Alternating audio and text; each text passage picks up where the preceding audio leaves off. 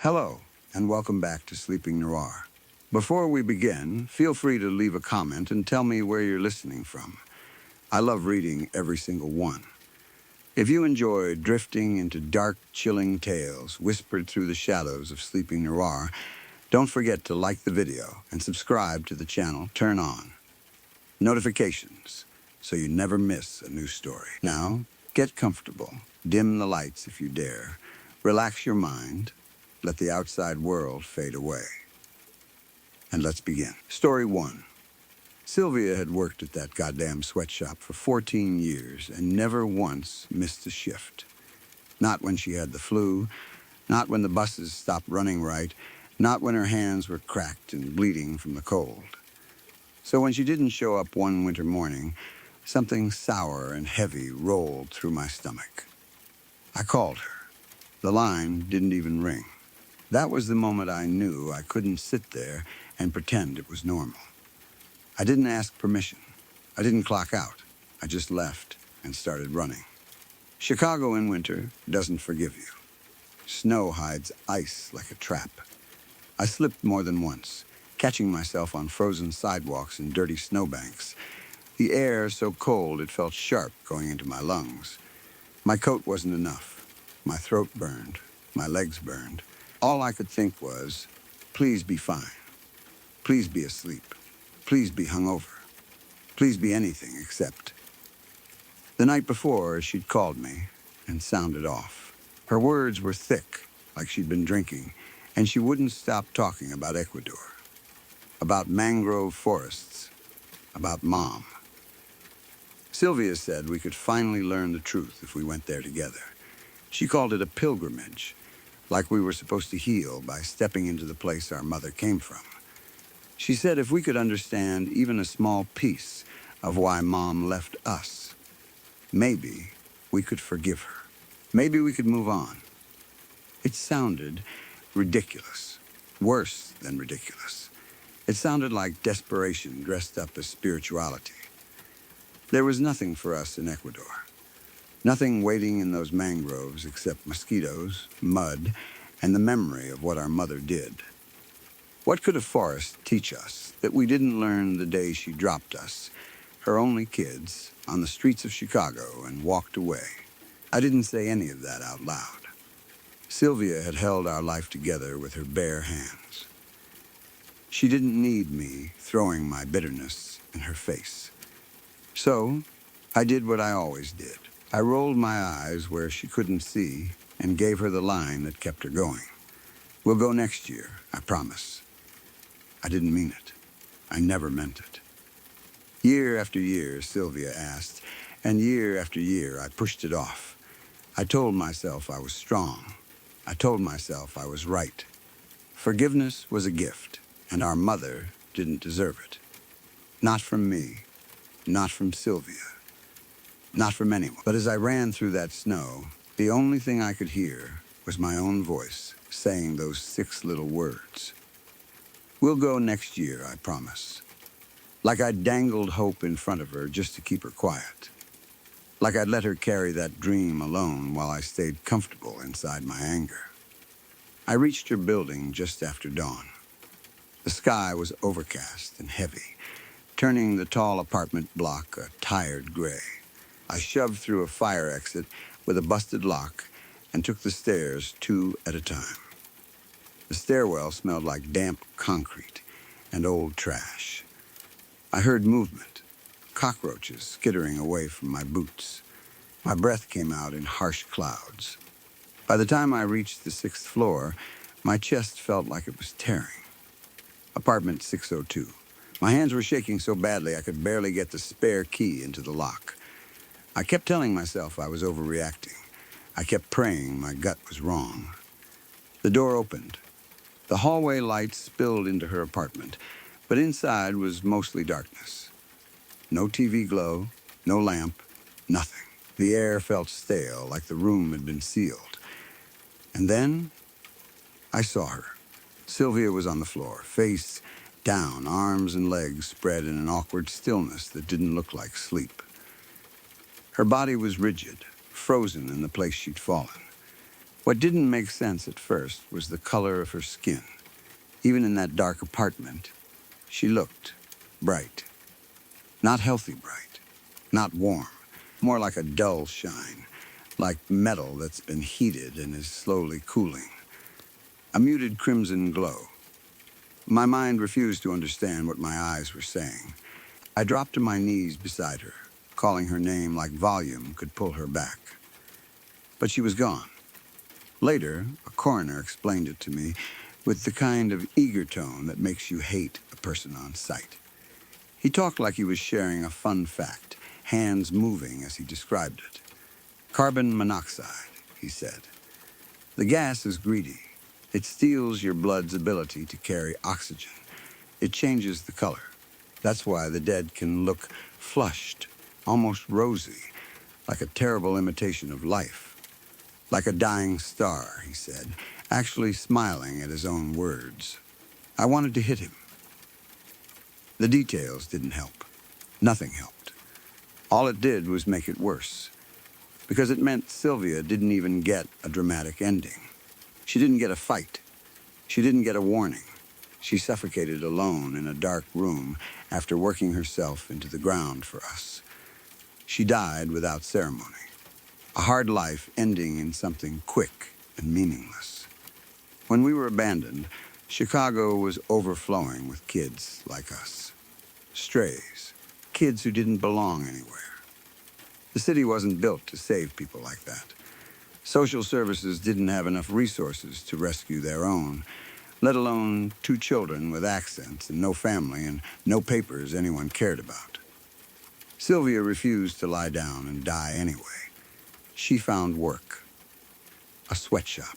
The man who ran it wouldn't allow a 5-year-old to sit inside on the factory floor, so while Sylvia worked at her sewing machine, I hid in the alley behind the building. Every morning before sunrise, she'd tuck me behind a dumpster as big as a ship and tell me not to move, not to cry, not to make a sound. I'd curl my body into the space like I was trying to disappear. The metal was cold even in summer. It stank like rot and bleach and old food. Rats sometimes moved in the shadows, and I'd press my face into my knees and pretend I didn't hear them. I stayed there until she knocked on the dumpster in a pattern we made up together, usually long after dark. That hiding spot twisted my body into shapes it wasn't made for. Some nights my legs spasmed so violently, Sylvia had to carry me to whatever underpass we were sleeping under. But she kept going. She saved money. She made deals. She stretched every dollar until it was paper thin. Before winter came, she had enough. We moved into a tiny apartment in the projects. It wasn't safe, but it had walls and heat and a door that locked. It felt like a palace. When I was old enough, Sylvia got me a job at the factory, too. Working in the sweatshop was somehow an improvement over the dumpster. The smell was less disgusting, and I could move my legs. But I couldn't escape the stare of this lanky boy with pale blue eyes and a cleft lip. He watched me for weeks, then months, like he was trying to decide if I was real. Eventually, he worked up the nerve to talk to me. His name was Ryan. We became close fast. The kind of close you get when you grow up around the same noise and the same exhaustion. Years later, we had our daughter, Elisa. She was about to turn 6 when Sylvia died. After the funeral, time didn't move right. Days passed without meaning. People spoke to me, and I answered, but I felt like I was somewhere else, just watching myself go through the motions. I could do chores. I could take Elisa to school. I could sit at the kitchen table. But I couldn't feel anything normally.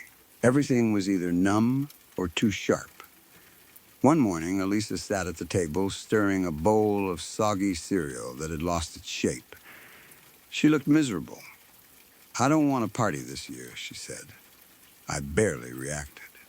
I was at the sink, pretending to wash dishes, letting hot water run over my hands because the pain helped me focus. Ryan tried to sound cheerful. "Why's that, sweetheart?" Elisa stood up, walked over and dumped her cereal into the sink. Milk splashed. Bits of mush stuck to the basin. "It's not fair," she said, voice small and serious. "Auntie Sil isn't getting one. So none of it seems fair." Something bitter slipped out of me before I could stop it. Life isn't fucking fair. The words weren't loud, but they cut the room. Elisa stared at me like she didn't recognize me. Her face twisted into confusion and hurt. Her eyes filled with tears. I opened my mouth to fix it, to take it back. But nothing came out except breath. Ryan picked her up quickly, like he was rescuing her from a fire. He forced a smile. "Mommy's not mad, okay? She's just really tired. Want to watch some TV?" Elisa pressed her face into his chest and nodded. As he carried her away, Ryan looked back at me. That look said, "What is wrong with you?" The TV clicked on in the living room. Cartoon voices filled the house, bright and wrong. I shut off the faucet. My hands were red from the heat. The sight of that flushed skin made my stomach turn. Ryan came back into the kitchen. His footsteps were heavy. I braced myself. The hell was that? He hissed. I shrugged, angry at him for being calm, angry at myself for being broken. "What? You disagree? You think what happened to Sylvia is fair?" "My God," he said, "that is not the point." My blood went hot. "Oh, I'm sorry. I didn't realize there was a point. Please, Ryan, enlighten me." He glanced toward the living room. "Keep your voice down." I stepped close to him. Too close. "Why?" The cartoons muffled a small sob. "Elisa, I hurt her." I knew I was hurting her, and I didn't stop. I wanted Ryan to snap back, to match my rage so I wouldn't feel like the only monster in the room. His jaw tightened, then went slack. He looked away from me like he couldn't bear to meet my eyes. "Jesus," he said quietly. "Where are you right now, Carmen?" He didn't explain. He just walked away to comfort Elisa, leaving me alone with that question. Where are you right now? In the simplest sense, I was in our kitchen in Chicago. But the question didn't feel simple. It felt like he was asking where my mind had gone, where my heart had gone, what part of me was still present. And the thing is, once he said it, I couldn't stop hearing it. Where are you right now? It repeated in my head all day, loud and constant, like a song you can't turn off.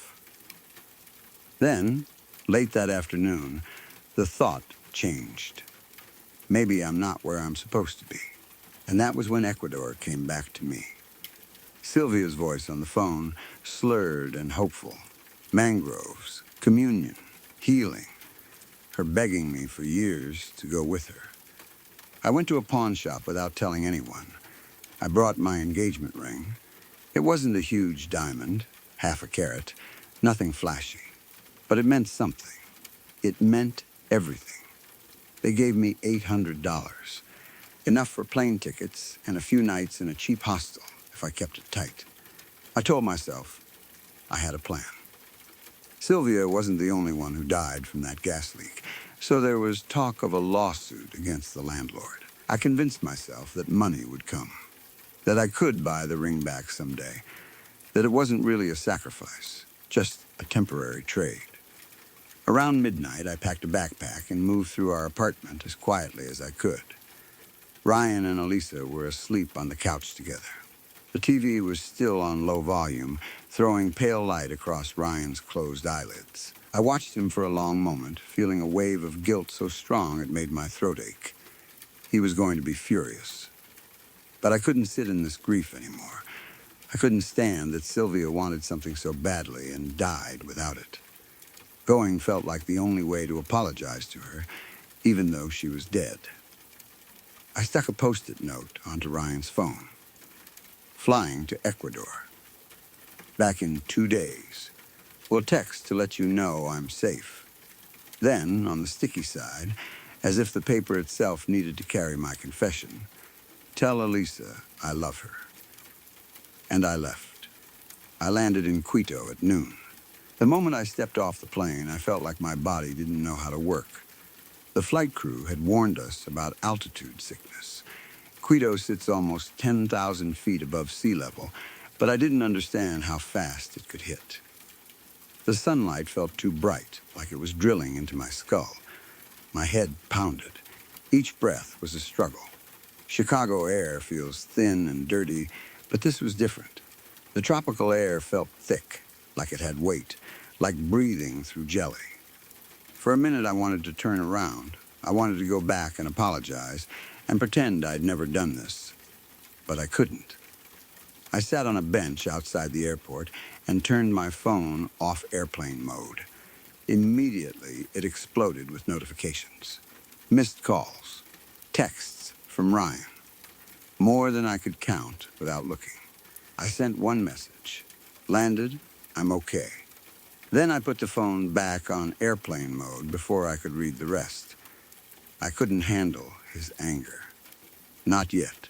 Not while I was still trying to convince myself I was doing the right thing. I got a cab and headed toward the coast.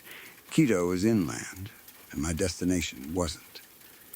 The mangroves don't bloom up in the mountains. They bloom where the land meets salt water and mud and roots twist up like hands. Sylvia had always talked about the mangroves like they were the whole point. I never asked why. I think she was holding on to some scrap of mom that I didn't have. Sylvia was 12 when we were abandoned. I was 5. She had real memories of our mother. I mostly had feelings. The shape of her voice, the idea of her. Sylvia probably remembered details, things Mom said, places she described. Maybe she talked about mangroves. Maybe she missed them. Maybe she wanted us to see what she came from, to understand the part of her that wasn't cruel. I chose a nature reserve north of Pedernales. I didn't know much about it. I just felt pulled. Like if I went anywhere else, I'd be wasting the trip. When I arrived, the place was beautiful in a way that almost made me angry. Mangrove roots rose out of the water in tangled clusters, twisting and braiding into thick trunks. The canopy above was alive with movement. Small monkeys swung through branches in little chains. Birds flashed between leaves in bright streaks of gold and violet and deep red. The whole place looked like a living painting. I stepped to the shoreline and dipped my toes into the water. It was warm and brackish. I stared into the dense green and felt something open in my chest. For a moment, I felt full, light, almost happy. And then one thought ruined it. Sylvia should have been here. The guilt hit so hard it made me dizzy. I stood there for a long time, staring at the roots and the water and the shadows, feeling sick with regret. I kept thinking about how I'd refused her for years, how I'd promised next year like a joke, how she died in the dark with nothing but poison in her lungs.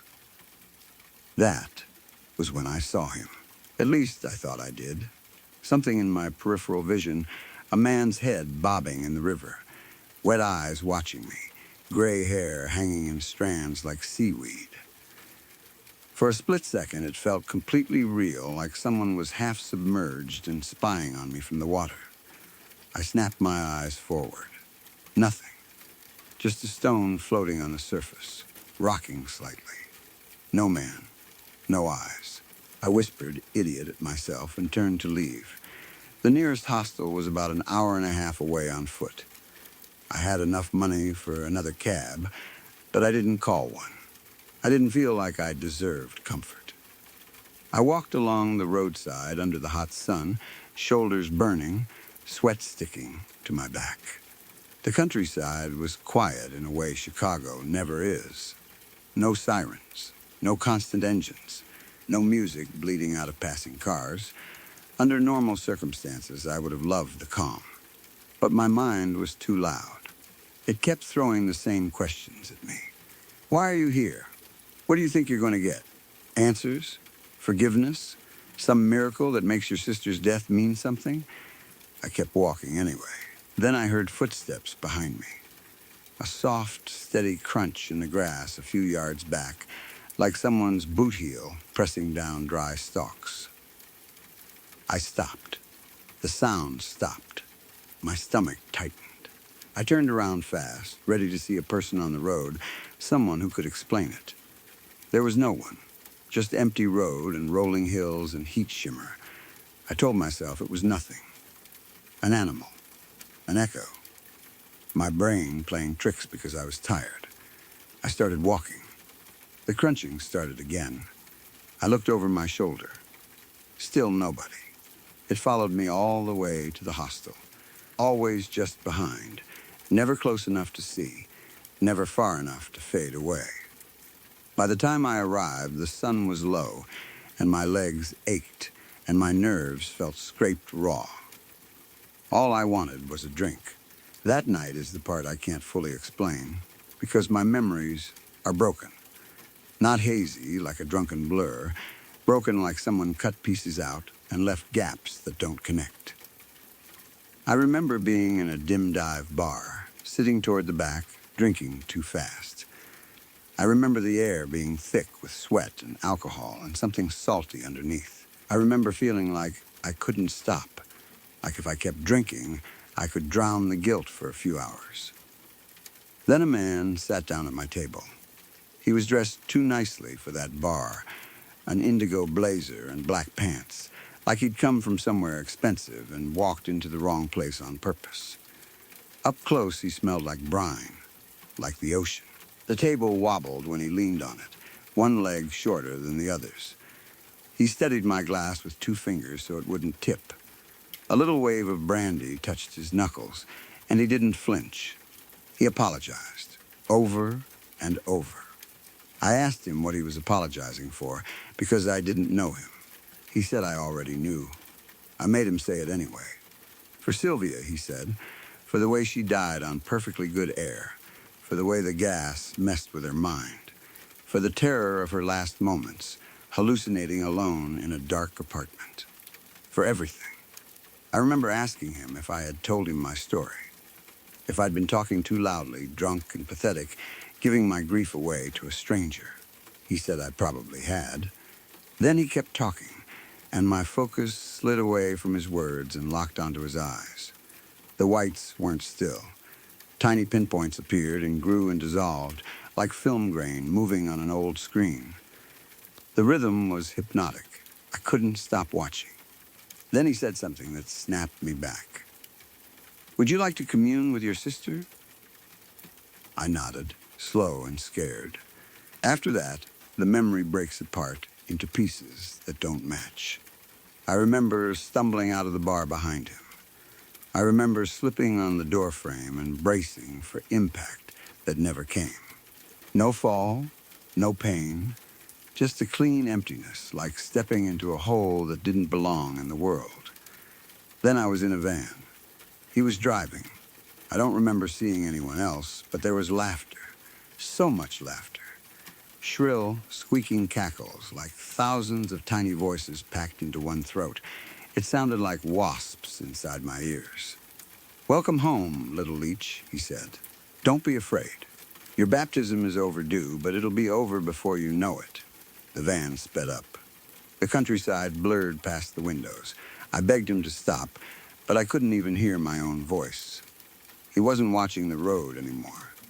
He twisted around in his seat, staring at me, those pinpoints dancing in his eyes. And then, all at once, quiet. The laughter vanished like it had never existed. Salty air scraped my tongue. A bird called overhead. I was sitting in the front of a small rowboat, floating down a narrow river. Mangroves closed in on both sides, their roots twisting into dark webs. Moonlight laid a thin silver shine over the water, but everything else was shadow. Behind me, someone was rowing. I knew it was him. I didn't turn around. Do you see her? He whispered. My heart hammered. My thoughts were frantic. How did I get here? What is happening? Do you see your sister Carmen? he moaned. I stared into the darkness between the roots, searching like a starving person searches for food. I wanted Sylvia to be there so badly it hurt. I needed to tell her I loved her, that I was sorry, that I should have listened the night before she died, that I heard something wrong in her voice and chose to ignore it because hearing her talk about Mom made me furious. I could have saved her the way she saved me, but I didn't. Then I saw a shape downstream. Or I thought I did. A loose silhouette inside the mangrove shadows, waiting. I leaned forward over the edge of the boat. "Sylvia?" I whispered. Something erupted from the water. A hand, swollen and pale, but streaked with flushed crimson skin, grabbed my wrist with bloated fingers and yanked. It happened so fast I didn't even scream. I toppled over the side and went under. The water was warm and filthy. It shoved into my mouth and nose. I tried to breathe and sucked in mud. My body spasmed. I kicked, but I kept sinking. I couldn't tell if my eyes were open. Darkness swallowed everything. My fingers scraped something cold and solid. Metal. Round. Smooth. It fit my palm perfectly. I grabbed it and twisted without thinking. There was a creak. My foot found solid ground. And suddenly, I wasn't drowning. I was stepping into my home. The door slammed behind me. Ryan was running down the hallway. I doubled over, coughing like I'd swallowed half a lake. My vision was speckled with tiny pulsing dots, like those pinpoints in the man's eyes. Only now they lived in mine. After that, time jumped again. The next thing I remember clearly is sitting on a park bench with Ryan. Elisa was riding her bike nearby, wobbling and laughing. Ryan looked like he hadn't slept in days. He kept watching me like I might disappear again. "You don't remember anything about how you got home?" he asked. I shook my head. I remember the bar. I remember a guy in a suit saying weird stuff. He seemed harmless. Then, nothing. Then I'm home. He looked sick with worry, but he tried to stay steady because Elisa was right there. "Elisa," he called suddenly, voice sharp. "What did I say?" "Stay where I can see you." Startled, Elisa swerved and fell. Her knees hit the pavement hard. I stood up fast. "Come here, love," I said. She dragged her bike over, tears held back by pride. Fresh blood shone on her kneecaps. I dug through my purse for Band-Aids and antiseptic, like I always carried since she'd learned to ride without training wheels. As I cleaned her knee, Ryan leaned closer and lowered his voice. "And that guy, you don't think he took advantage of the situation?" It took me a second to understand what he meant. When I did, my stomach turned, but not from fear, more from the shock that it hadn't even crossed my mind. "No," I said quickly. "I don't think he did anything like that." Relief loosened Ryan's shoulders. "But," I added, "maybe he drugged me. Not like that. Maybe something else. Something that could explain the missing time. A hallucinogen." My words trailed off because my attention snagged on someone walking past the park. Mateo. Everyone in our neighborhood knew him. He was sweet in a sad way, always smiling, always asking for change, always slowly destroying himself. Diabetes had wrecked his body. His eyes were cloudy. He couldn't feel much below his waist. And his foot was wrong. From the shin down, what was left of it was black and dead, like a rotten stump wrapped in a sneaker. The smell was usually awful, even from a distance. Years ago, when it first got bad, people thought he'd die if he didn't get it amputated. But he didn't die. The tissue never got infected, even though it should have. He kept walking around on it, a horrible miracle. That day, though, something was different. The black flesh beneath his torn shoe looked like it was moving, not twitching like a cramp, moving like boiling tar. The skin bubbled and shifted, snapping and settling in patterns that made my mouth go dry. Mateo didn't react. He didn't seem in pain. He wore his usual empty smile and kept limping forward like nothing was happening. I told myself it wasn't real, that I was still messed up from whatever happened to me in Ecuador, that my brain was filling in nightmares. But I couldn't look away. The movement in the flesh seemed organized, like a rhythm, like a message. It reminded me, in a way that made me feel insane, of Sylvia's voice.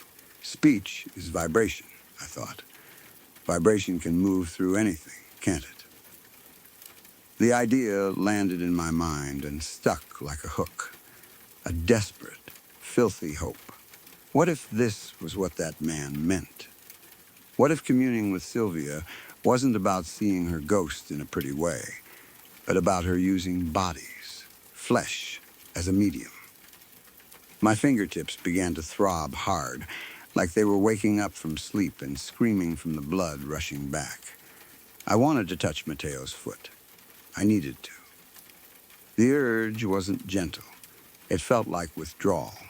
Like if I didn't press my fingers into that moving rot, I'd lose something I could never get back. Ah, Mommy. Elisa's voice yanked me back. I blinked hard. My lungs ached like I'd been holding my breath for minutes. I finished putting a Band-Aid on her knee, hands shaking. Ryan was looking in Mateo's direction, too. But his face was flat, normal, unbothered. He couldn't see what I saw. On the walk home, Ryan made me promise I'd see a doctor about the missing time and a therapist about everything else. It was his condition for forgiving me, for not blowing our life up over grief and guilt. I promised I would, but my mind wasn't really with him. It was still stuck on Mateo's moving flesh and the feeling in my fingers. I knew where Mateo slept at night. Everyone did. And the worst part was, even though I was scared of myself, I also felt certain I hadn't missed my chance. The next morning, I went back to the factory for the first time since Sylvia died. Walking in felt like stepping into an old wound. The noise hit me first, rows of sewing machines humming, that same constant drone that used to mean survival. It should have felt awful. Instead, for a few minutes, it felt almost comforting. Familiar, predictable. My hands knew the work. My mind could float in the routine. Then, my fingertips started throbbing again, harder. It felt like something inside me was getting impatient. My manager, Grace, came to my station. She was a big woman with patchy gray hair and eyes that always looked washed out, like all the color had been drained from her. She stood over me, tapping her foot, and then she started yelling. She accused Ryan and me of trying to scam the company. Why had only one of us shown up at a time recently? What were we trying to pull? She went on, spitting out paranoid nonsense. I should have been listening. Instead, I stared at her mouth, at her tongue. It looked alive in the wrong way. The muscle moved as she talked, and in that movement I felt it again, the sense of a pattern hiding inside flesh. A signal, a whisper. Sylvia's voice was in there. I knew it the way you know your own name. Before I understood what I was doing, I stood up so fast my chair screeched. I reached for Grace's face. She jerked back, yelling something, but my hand was already there, my fingers shoved into her mouth. I pressed my fingertips onto her tongue and tried to feel the vibrations, tried to decode them like Braille. For a split second, I felt it, static, muffled, like a bad phone connection, like someone trying to speak from the bottom of a pool. Then pain exploded. Grace bit down hard. I ripped my hand away, and strips of skin tore under her teeth. She fell backward onto the floor, choking and gagging. Blood ran from her mouth. Her eyes were huge, full of shock and terror. People gathered, shouting, not sure what they'd just seen. I shoved my injured hand into my pocket and pushed through the crowd, walking out before anyone could stop me. I should have been ashamed. I should have been horrified by myself. But I wasn't. I walked home smiling, because under the pain and the blood, I felt something else. Euphoria. It pulsed in my fingertips like electricity. I was close. So close. That night, the police never came. I didn't know if Grace couldn't talk, or if she didn't want cops sniffing around the factory. Either way, no one stopped me. Ryan went to bed early. Elisa had been sick and cranky all day, and he was worn down. He didn't have the energy to argue with me. I didn't even ask questions. It felt like the world was clearing obstacles out of my way. When they were asleep, I left to find Mateo. The city was quieter than usual, like the air had been muted. No distant sirens, no drunk laughter, no music spilling from cars. The black streets reminded me of that mangrove river, dark and still and watching. The earlier euphoria was gone. My fingertips throbbed so badly I had to cover my mouth to keep from crying out. The pain felt sharp enough to split my bones. As I neared the alley where Mateo slept, I glanced at my hands under a street lamp and nearly gagged. My fingertips were swollen, blistered with clear fluid. Some blisters had split open into tiny slits, leaking pinkish liquid. I stopped walking. What the hell was I doing? I had a sick kid at home, a husband I'd betrayed, a life I was about to destroy because I thought I could talk to the dead through rotting flesh. This is insane, I thought. But a voice in my mind answered, calm and certain. Yes, that's exactly what you're going to do. The voice grew louder, and the urge returned with it, stronger than fear. My legs moved again. I wasn't jogging now. I was sprinting. Drivers honked as I ran across streets without looking. Mateo slept behind a coffee shop. When I saw the sign at the end of the block, my heart lifted like I was arriving somewhere holy. I slowed down. I crept into the alley. A figure lay on top of a heated vent, steam rising around their outline like ghost breath. I told myself again that Mateo wouldn't feel it. Dead nerves. Dead tissue. It would be fine. I just needed to touch, just long enough to feel the pattern. I knelt beside him. I pressed my swollen fingertips into his shin. There was resistance, more than I expected. Then warmth. Then a scream so high and raw, it didn't sound like an old man at all. The figure scrambled away. Fast. Moonlight caught his face as he turned. It wasn't Mateo. It was a young man with long hair and a deep scar cutting through one eyebrow. He ran. I didn't chase him. I just knelt there, shaking, my stomach rolling as the reality hit me. I just attacked a stranger. Not for money. Not for revenge. Not even for survival. For nothing. My throat tightened, and I fled the alley, tears burning my eyes. My mind flipped back and forth so violently it felt like it might snap in half. I'm broken. I'm insane. No, I've been given a gift. A baptism. A way to talk to Sylvia. I just need to keep trying. When I stumbled into my apartment, nothing had settled. There was no answer, no relief. I felt split open from the inside. I walked through the dark living room, holding my head like my skull might come apart. I pushed open the bedroom door. Ryan was asleep, snoring softly. I took a step closer, and then stopped cold. His skin was moving, not like he was dreaming, not like a normal twitch. His whole body seemed to vibrate beneath the surface, a silent, undulating motion, especially around his eyelids. They rippled gently like water before a storm. The sight stole my breath. My hands lifted on their own. I hovered my thumbs over his closed eyes. She's in there, my mind said. Sylvia is in his flesh too. A command surged up through me, hard and screaming. Do it. Press. Tear. Open him. Baptize him. Find her voice inside. My thumbs shook. I was about to give in. I could feel it like a green light flashing in my nerves. Then my gaze dropped to my left hand. My ring finger was bare. The memory of pawning my engagement ring hit me like a slap. What the fuck am I doing? That's not me. That's not who Sylvia raised me to be. Sylvia didn't save my life just so I could become this thing creeping through alleys, hurting strangers, hovering over my husband like a predator. My hands lowered. For the first time in weeks, my mind cleared enough for one clean thought. There is something living inside me. And it came from Ecuador. Dawn came slowly. I sat at the kitchen table with stale coffee, trying to decide what to do. The emergency room felt like the safe choice, but another thought followed right behind it. They won't understand. They'll think I'm crazy. They'll lock me up. And then I wondered if that thought was even mine, or if it was the thing inside me trying to stop me from getting help. My phone screamed suddenly, a sharp alert sound that made me flinch so hard I dropped my mug. It shattered on the tile, pieces skidding across the floor. I grabbed the phone, expecting an Amber Alert. It was worse.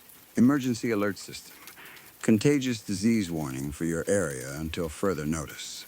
Remain indoors. Click here or turn to channel 8 for details. My stomach dropped. I turned on the TV, flipped to channel 8. The news showed photos next to the anchor and a banner that read, "Outbreak of unknown contagion. Victims assaulted others before disease proved fatal."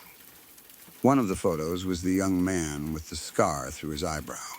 Another was Grace, my manager.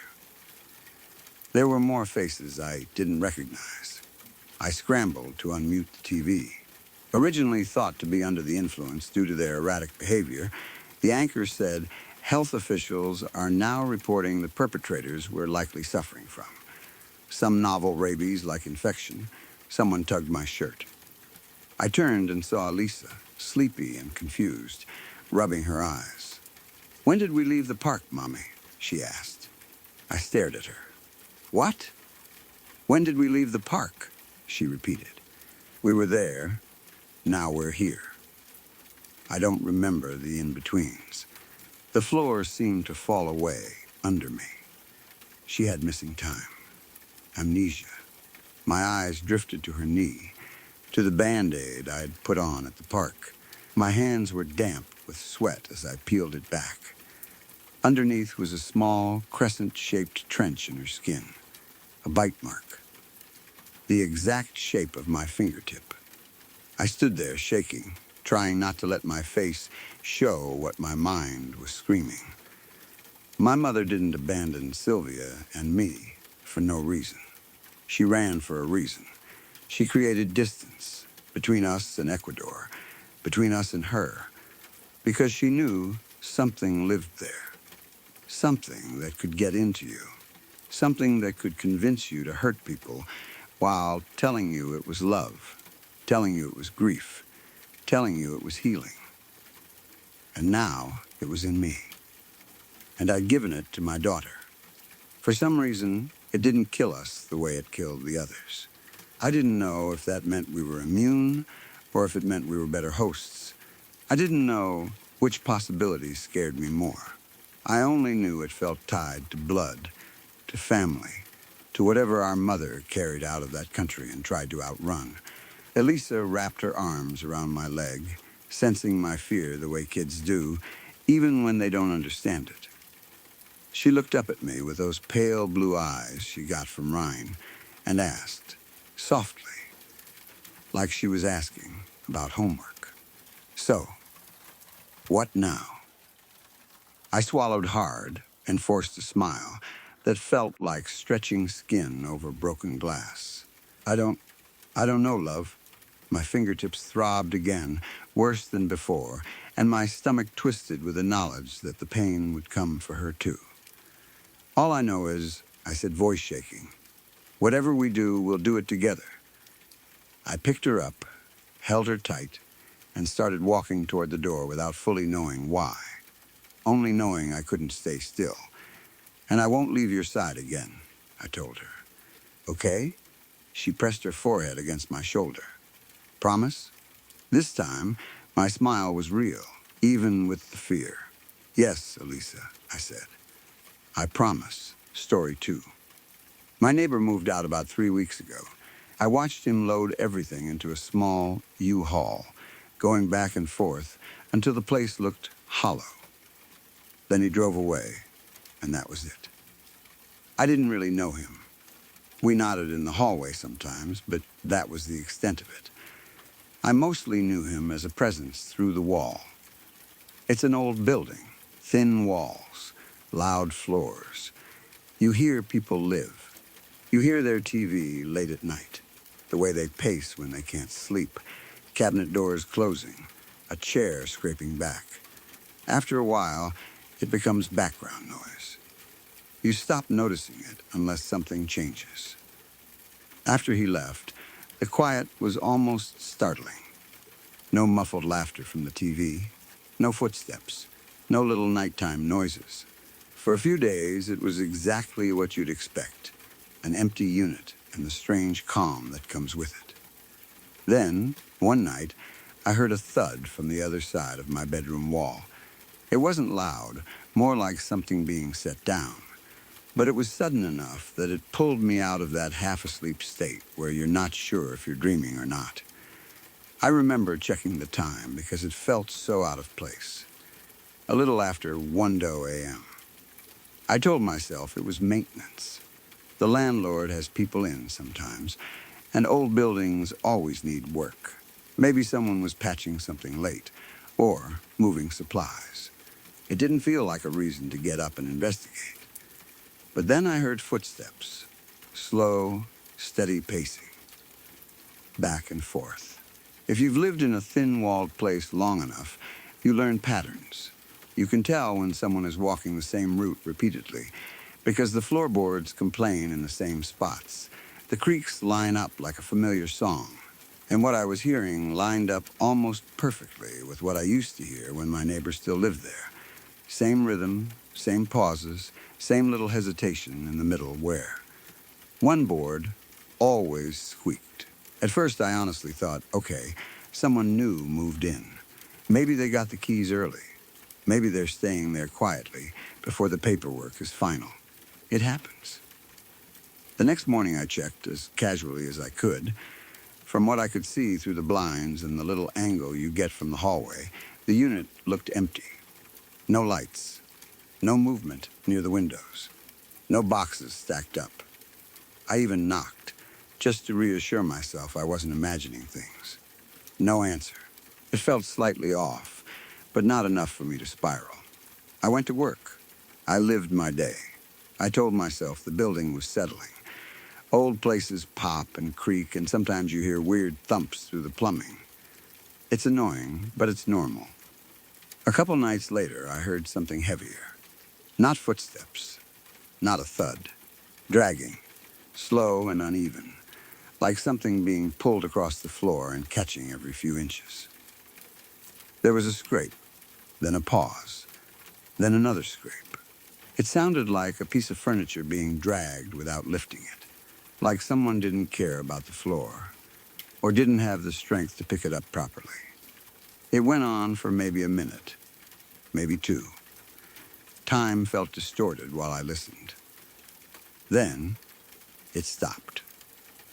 Right up against the wall, next to my bed. That was the part that made my skin tighten. Not because it was loud, because it felt specific, like whatever was being dragged had been brought right to the other side of where I was lying. I stayed still, staring at my ceiling. I tried to reason it out. Maybe it was coming from another unit and the sound was traveling weirdly. Maybe pipes. Maybe someone upstairs shifting something, and it just sounded like it was next door. Sound can do strange things in old buildings, especially at night when everything is quiet. Then I heard what sounded like talking. Not clear words. More like muffled speech. The kind of sound you hear when someone has a TV on low volume, or they're on the phone in another room. It rose and fell with the cadence of a voice, but I couldn't pick out a single sentence. That was when I started second-guessing myself. Because if there was talking, that meant there was a person in there. And if there was a person in there, why did it still look empty? Why hadn't I seen anyone coming and going? Why was it always happening after midnight? The next day, I asked the landlord. I tried to keep it light, like I was only mildly curious. I said I'd heard movement in the empty unit and wanted to know if someone had moved in early or if maintenance had been doing work late at night. He told me no. No one had keys except him. No one had been in there. The unit hadn't even been listed yet. It was still supposed to be vacant. He said it like it was the end of the conversation, like he didn't want to hear more, or like he already knew what I was going to say and didn't want to deal with it. I didn't push, partly because landlords are like that, and partly because I didn't want to be the tenant who complains about sounds in an old building. That's how you become a problem, and problems get ignored. But it didn't stop. It never got loud enough that I could record it clearly on my phone. It was always just on the edge of hearing, pacing, dragging. An occasional soft knock, like whatever it was understood the exact level of noise that would keep me unsure. Last night was different. I woke up at around 3 a.m. to knocking, not on my door, on the wall, right next to my bed.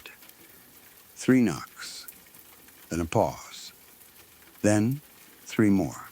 It wasn't aggressive, but it was deliberate. The kind of knocking someone does when they're trying to get your attention without waking up the whole building. Like they knew exactly where my head was on the other side and wanted me to understand it was meant for me. I didn't move at first. I lay there with my eyes open, listening hard enough that my ears felt strained. I kept waiting for it to stop, to turn into something I could write off as plumbing or a neighbor's TV. It didn't. After about a minute, I heard something else right up against the wall. Not really a voice, not exactly. Breathing or whispering. The faintest sound of air moving through teeth. Close enough that my brain tried to place it inside my room for a second. I couldn't make out words, but it felt like someone trying to speak quietly, right into the drywall. That's when I turned my light on. The moment the room filled with light, the sound stopped. Not slowly fading away. Stopped. Like someone had been holding their breath and finally decided to release it somewhere else. I stayed awake for a long time after that, staring at the wall, waiting for another knock. It didn't come. The rest of the night was quiet enough that I almost convinced myself it had been a dream. This morning, I checked the apartment again. Still empty. But I noticed something I hadn't seen before. On my side of the wall, right where the knocking had been, there was a slight bulge in the drywall. Not huge. Not the kind of thing you'd see from across the room. But if you looked at it from an angle, you could tell the surface wasn't flat anymore. I crouched and stared at it for a while, telling myself it was probably moisture damage, or a bad patch job, or old plaster shifting. My building has a dozen little imperfections like that. Then I did something I wish I hadn't done. I pressed my fingers into it. It gave slightly under my hand, not like solid drywall, not like paint over plaster, softer, as if there was an air pocket behind it, or something pressing from the other side that wasn't supposed to be pressing. I pulled my hand back fast and just stood there, staring. The wall looked the same, but now I couldn't stop thinking about the way it felt, the way it yielded like skin instead of a surface. I don't remember that bulge being there before. I'm sure I would have noticed it. It's right next to my bed. It's in my peripheral vision every night when I turn my lamp off. Now I'm sitting here typing this, and every once in a while I hear movement next door again. Not constant. Not enough to be obvious. Just a soft shift, a single footstep, something settling. Like a person trying to be quiet. or like something learning how to imitate a person. I don't know if it's the building, or someone getting in there without the landlord knowing, or my mind making patterns out of normal noises because I'm expecting them. But I can't shake the feeling that I made a mistake the moment I touched that spot on the wall. Like whatever was on the other side finally got confirmation that I was listening, that I was close enough to reach, and now it knows exactly where to knock. Story 3. Breathing takes focus now. I have to do it on purpose, like my body forgot how to do it on its own. I'm writing while I still can, and I'm going to keep this simple. The barometer reads 30.2. If anyone finds this later, understand something first. I'm not confused. I'm not drunk. I'm not lost. I know where I am. I know what's happening around me, at least as much as a person can know when the world starts acting like it's following rules you were never taught. I grew up on the edge of a country that always talked about expansion, like there was still empty land to claim, like there was still room for everyone to get rich if they tried. Hard enough. But where I lived, everything was already settled, and whatever wealth existed got pulled out of the ground and shipped away. The people who stayed behind didn't get much besides the damage. My family moved constantly. Cheap places, bad places, temporary places. We lived in whatever we could afford, and we were reminded often that we didn't belong. Every move felt like another small public embarrassment. As a kid, I learned how to pack fast, how not to get attached, and how to keep my head down. When I got old enough to decide for myself, I chose the opposite of that life. I chose distance. I chose wild spaces where nobody had a reason to look at me, judge me, measure me, or tell me what I was allowed to be. Living truly free isn't comfortable. It isn't easy. It's lonely, and it's hard on the body. You give up heat and convenience and simple safety, but I prefer it, because the alternative is being forced to beg for tolerance from people who hand it out like they own it. Out here, nobody gets to grade my existence. I built my own durable company. I learned to fix what I had. I learned to work with what the land gave me. I chose a place deep in the woods that almost nobody knew existed, and I made it mine. This is important. I wasn't camping. I wasn't passing through. This wasn't some weekend fantasy. This was my home. The cabin was already here when I found it. Not in good shape, but standing.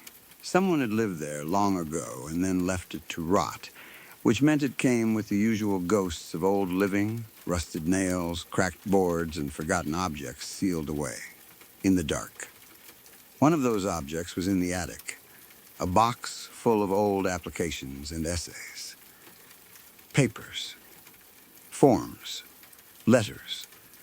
Someone had been trying to become something official, trying to be accepted somewhere. The documents were stamped, dated, signed, approved. At the time, it just seemed like junk. But after everything started, that box became the most valuable thing I owned, because it showed me something I didn't understand yet. There are processes out here. There are rules. There are approvals. There are permissions you can earn. I didn't know who those forms were meant for, but I knew what they represented. Somebody before me had dealt with something bigger than a property line. They had written their way into being allowed. So I did what I always do. I worked. Every day I start in the foxglove meadow. Wildflowers, thick and purple, nodding in the morning wind. I check trails for trespassers, for poachers. People come into wild places and take whatever they want. Rare plants, animals, antlers, even just the satisfaction of being somewhere they shouldn't be. I don't allow that here. This land has rules because I enforce them. There's always something to do. Repairs on the cabin, wood to split, a garden to keep alive. I don't call it homesteading because I'm not trying to sell a romantic story. It's just survival, done with intention. Out here, I act with a kind of authority that doesn't need to be announced. Good stewardship should speak for itself. For many seasons, there's also been a weather station trailer on the highest peak it could be placed. It's old, government surplus, probably. It sits up there like a forgotten tooth, battered by wind and ice. Recently, the local college installed a new lightning rod beside it, tall and clean, like a warning finger pointed at the sky. That trailer became my second home. It wasn't meant for living, but it was dry and it had equipment. I learned what everything did. I learned how to read it, how to interpret changes in pressure and temperature.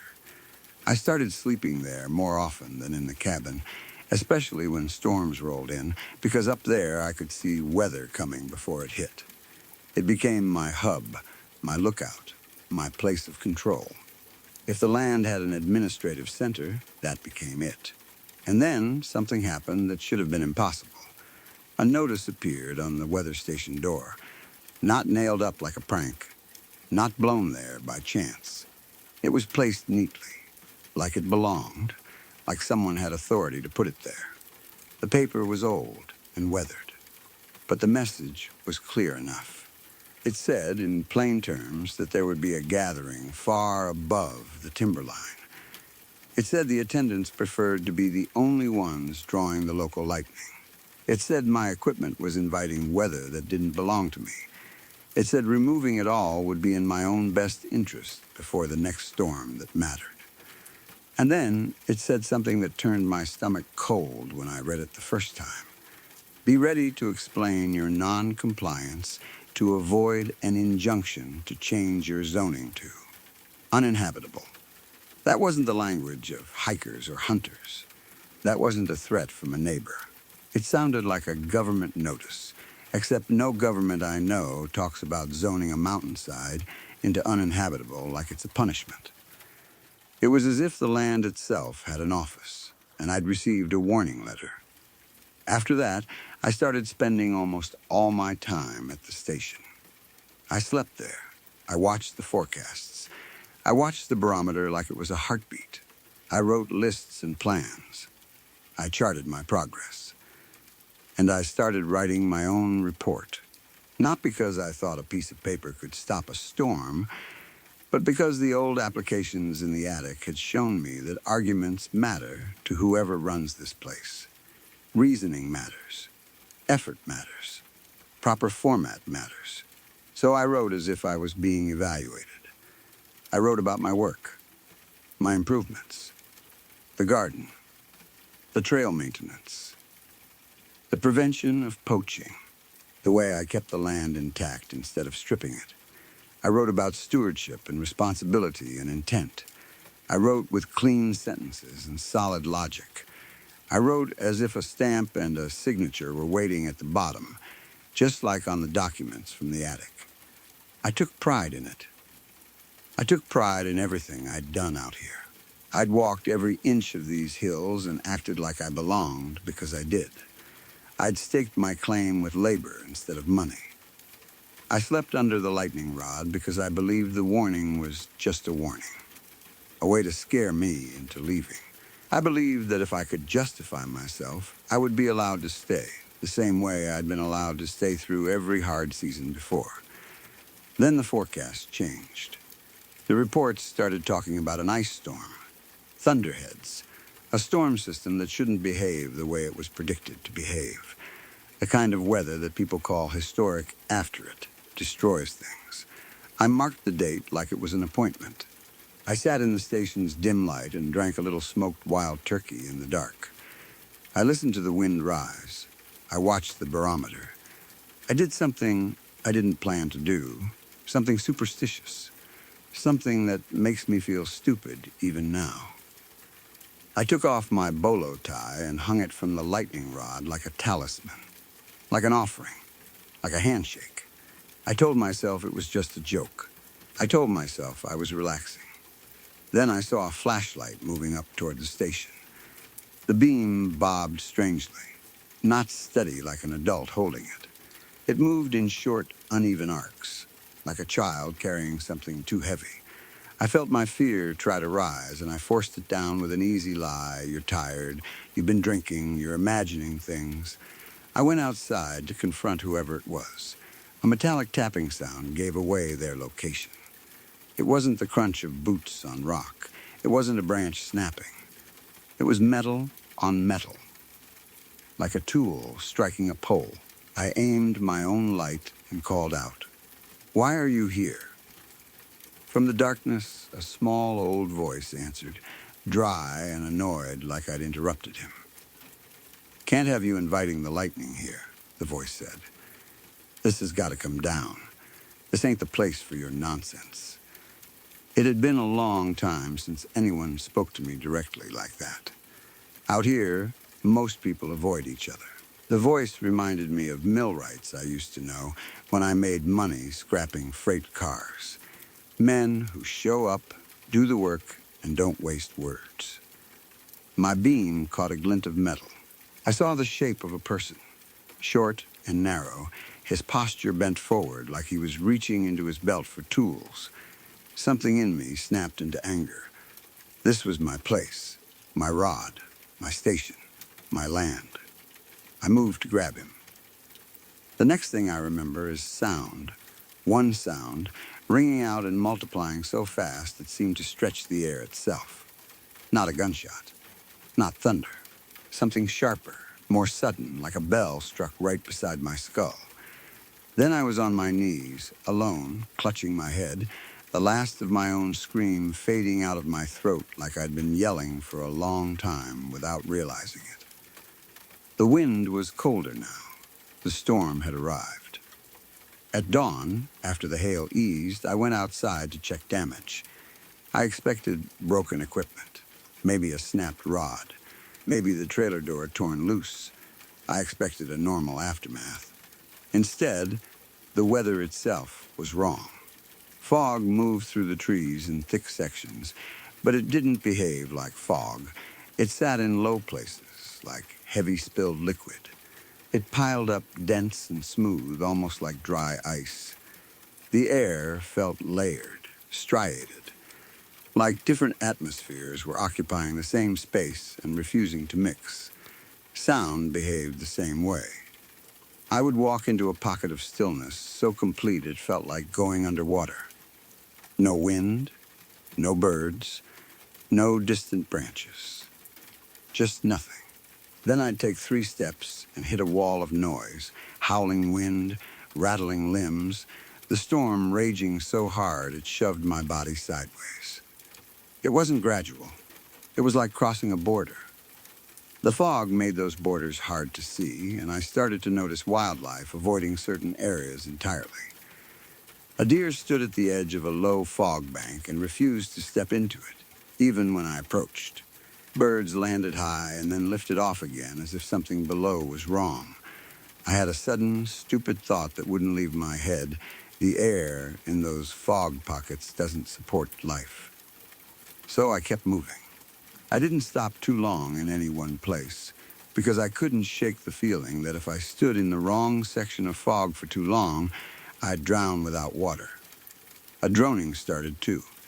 Low, constant, like a distant engine. It hit me in waves like ripples on a pond, breaking over me between those alternating silences. It never came from one direction. It didn't echo. It just existed. I slept a few hours with my back against the trailer wall, and when I woke, the barometer had fallen to 24.9. That isn't normal. Not here. Not like that. The needle wouldn't settle. It kept making tiny corrective movements, jittering like a nervous animal. The drop accelerated. It felt like watching a countdown. I tapped the glass once, as if that could force it to behave, then stopped myself. Because something about that small action felt like it mattered too much. Like I'd just answered a question I didn't understand. I decided to leave. I got into my truck and shut the door, and that's when the sound came back in full. Through the windshield, the fog gathered in sections that didn't agree with each other, like different layers of reality laid over the land. Between the trees, I saw lights appear and vanish, small, deliberate beams like flashlights. There were multiple of them, moving with intention, coordinated. They were up on the ridge where the weather station sat, and they were working. Even at a distance, I could tell what they were doing. They were dismantling it, pulling at the lightning rod, breaking down the equipment, removing what I'd built my routine around. The whistling started too, and I don't have a better word for it. A thin, sharp sound from several directions at once, crowding into my head until it felt like it was taking up the space where thoughts should go. It wasn't loud. It was invasive. I lowered my window to listen. The sound came in, but no air came with it. That's what terrified me most. The noise entered the cab as if the glass didn't matter, as if it wasn't sound traveling through air, but something else pressing directly into my awareness. I raised the window again. I tried to drive. The truck moved at first, and then it stopped as if it had hit something solid. There was no impact, no bump, no jolt. It simply met resistance. The fog ahead was thick, and my headlights shortened into it, ending cleanly like the light was being cut off by a curtain. Beyond that line, there was nothing. Not darkness, not distance, just a blank refusal to be lit. I reversed. The truck eased back. I tried to angle around the fog bank, and it followed in pieces, rearranging itself like it was anticipating my attempts.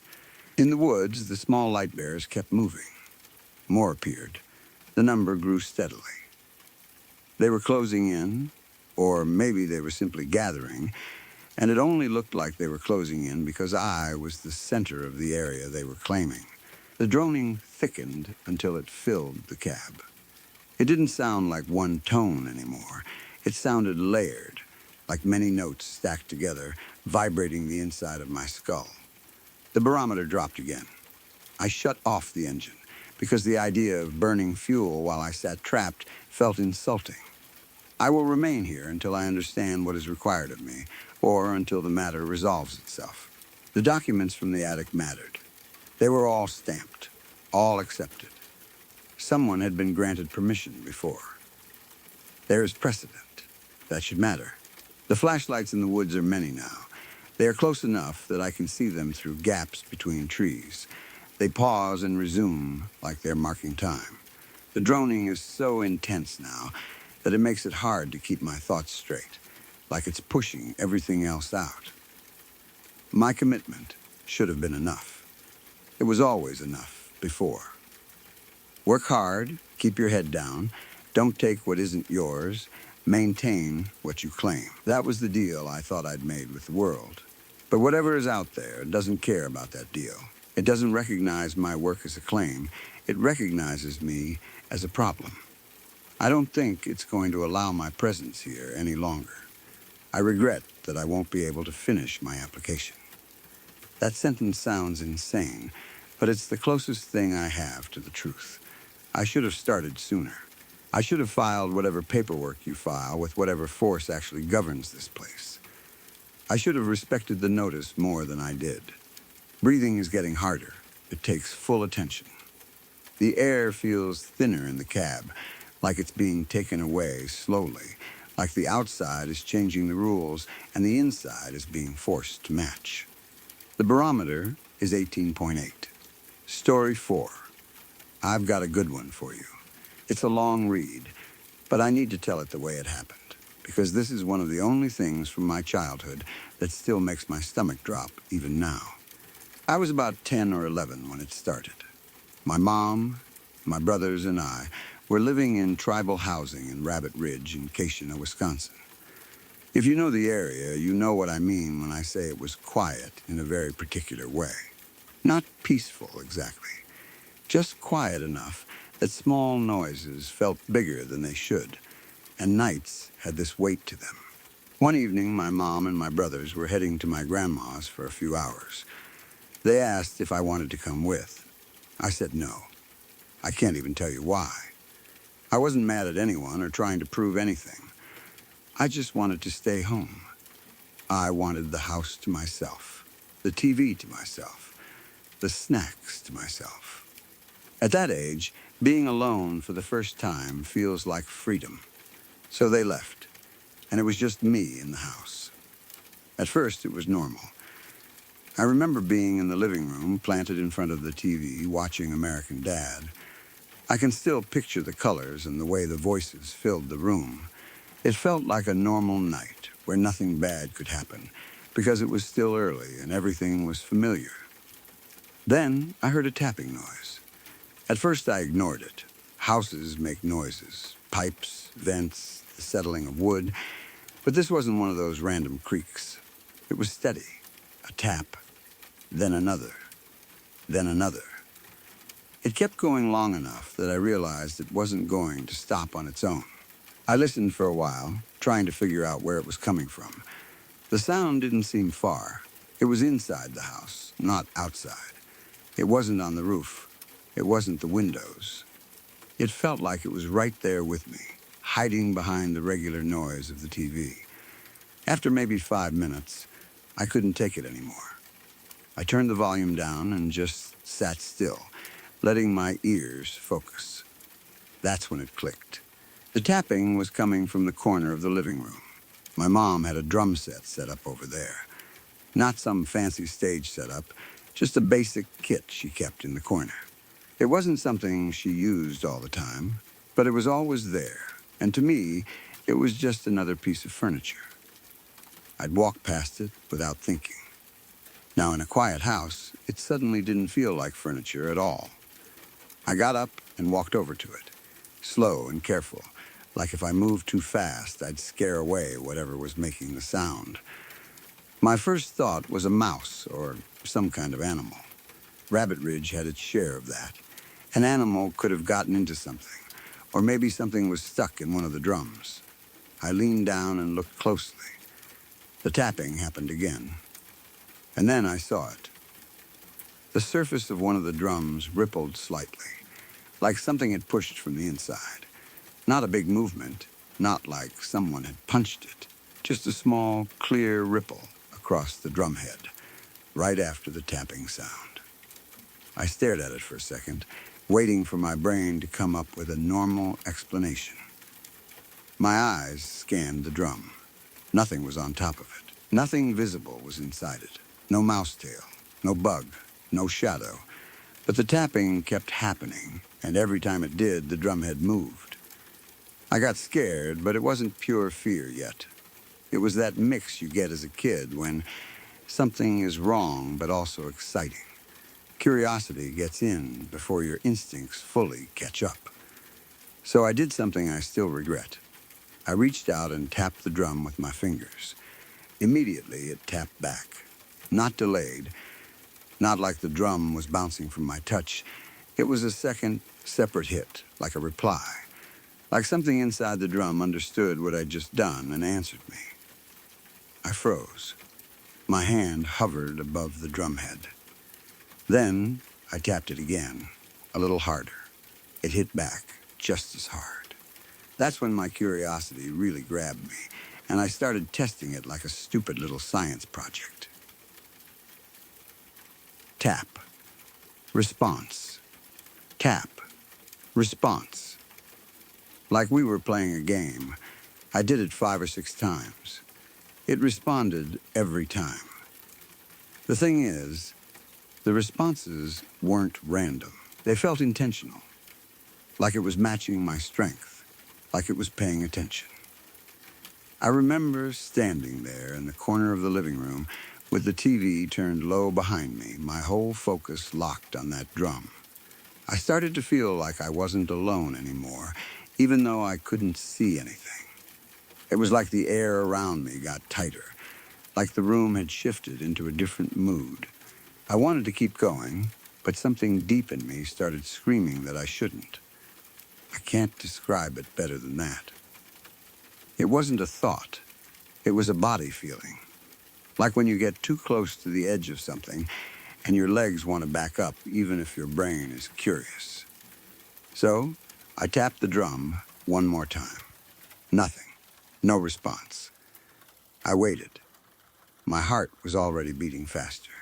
I tapped again, thinking maybe it had stopped or maybe I'd imagined it. Still, nothing. For a second, I actually felt relief. I told myself I'd worked myself up, or that it had been some weird vibration, or that something had fallen inside and finally settled. I even started to step back from the drum set. Then I heard it. From the back of the hallway, there was a sudden sound of something sprinting straight toward me. Not footsteps walking, not creaks, not a slow approach. A full sprint, fast and heavy, coming down the hallway like it was charging. My brain didn't even have time to form a clear picture of what it could be. My body reacted before my thoughts did. I dropped down and covered my head, plugged my ears, and squeezed my eyes shut. It's hard to explain why I plugged my ears, but that's what I did. Like part of me thought if I couldn't hear it, it couldn't reach me. Like I was trying to disappear inside my own body. I stayed like that for what felt like a long time, but it was probably only seconds. I was shaking so hard I could feel my teeth buzzing. Finally, I forced myself to uncover my ears and look up. There was nothing there. No person, no animal, no shadow running away. The hallway was empty. But I could feel something. I know that's vague, and it sounds like something people say when they're trying to make a story scarier, but it's the truth. I felt watched. Not in a normal way, like someone in the room with you.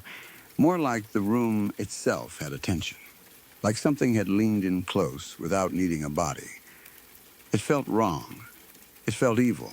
And I don't use that word lightly. I don't mean spooky. I mean the kind of presence that makes your skin sweat and your stomach turn. I started sweating so fast, it shocked me. I could feel individual droplets forming and rolling down my head and my back. My hands were slick. My mouth tasted metallic. I didn't try to check the hallway again. I didn't try to be brave. I went straight to the phone and called my grandpa. I could barely talk. I just told him I was scared and I needed him to come get me. He came. He didn't argue. He didn't lecture. He picked me up. And I didn't go back into that house that night. For a long time after that, I tried to treat it like a childhood fear. Like maybe I was alone, my imagination was running wild, and I'd scared myself. I even told myself that maybe the drumhead had been moving because of the bass from the TV or vibrations in the house. But that explanation never stuck, because I know what it felt like when it hit back. It wasn't a bounce. It was a response. Years passed. Life moved on. We grew up. We built our own lives and families. Rabbit Ridge became a place we talked about like it was a chapter we'd finished. Then, about 6 months ago, my uncle called me. His name is Aaron. When I saw his name on my phone, I expected something normal. Family stuff. A question. A quick check-in. But the second I heard his voice, I knew something was off. He sounded shaken. Not like he was tired. Not like he'd had a bad day. Like he'd just seen something and his brain couldn't file it away. He told me he'd had a dream. A really bad one. He said in the dream he was back at the old house in Rabbit Ridge, and it was nighttime. Everything looked the way it used to look when we were kids. Same layout, same rooms, same feeling. In the dream, he could hear his mom, my grandma, screaming inside the house. He ran in. He said my grandma ran out past him, terrified, telling him there was something in the back room. She was panicked, like she couldn't even explain properly, just begging him to do something. So he went down the hall and into the back room. He said the room looked exactly like it had back then. He wasn't seeing some random dream version of it. He was seeing the real place, the way memory holds it. And on the bed, there was a man sitting there, turned slightly, looking back at him. Aaron said the man had an inhumanly big smile. Not a friendly smile, not a normal grin. Something stretched and wrong, like the face was pretending. In the dream, Aaron asked him who he was. The man didn't answer right away. He just kept smiling. Then he said, "Don't you remember me?" Aaron said no. He asked again, "Who are you?" And that's when the man spoke clearly, like he'd been waiting years to say it. "I'm the man that was messing with your nephew all them years ago on the drum set." Aaron told me his heart dropped when he heard it. In the dream, he felt that same sudden cold panic you feel when something you thought was random turns out to have a name, a history, a reason. Then, Aaron said the man jumped out the window and disappeared. When my uncle finished telling me this, there was a long silence on the phone. I didn't know what to say. I didn't even know what I was allowed to think. I asked Aaron why he was calling me about it now, after all these years. He said he didn't know. He said it felt too real to ignore, too specific, too connected to something he shouldn't have known about unless it was real in some way. Then he told me something that made my stomach twist even more. He said he could show me what the man looked like, that in the dream, the face had been so clear he could remember it afterward. He even showed me a picture, something that matched what he saw. I'm not posting it here right now, not because I'm trying to be dramatic, but because I don't even know what the right way is to handle that. I don't know if sharing it makes it worse. I don't know if it draws attention. I don't know if attention is even the right word for whatever this is. What I do know is that the connection feels real to me. I've spent years trying to shrink that drum memory into something harmless. A weird night, a kid's imagination, a house making noise. But my uncle didn't know the details the way I know them. We never sat down and compared notes like that. He called me out of nowhere and described the same house, the same hallway, the same kind of presence, and then he repeated the one detail that I never talk about unless someone asks directly: the drum set and the smile. It's strange to me that 20 years had to pass, that we had to grow up, build lives, have our own families, and then this thing reaches back through time like it never left, like it was only waiting for us to forget we were supposed to be afraid.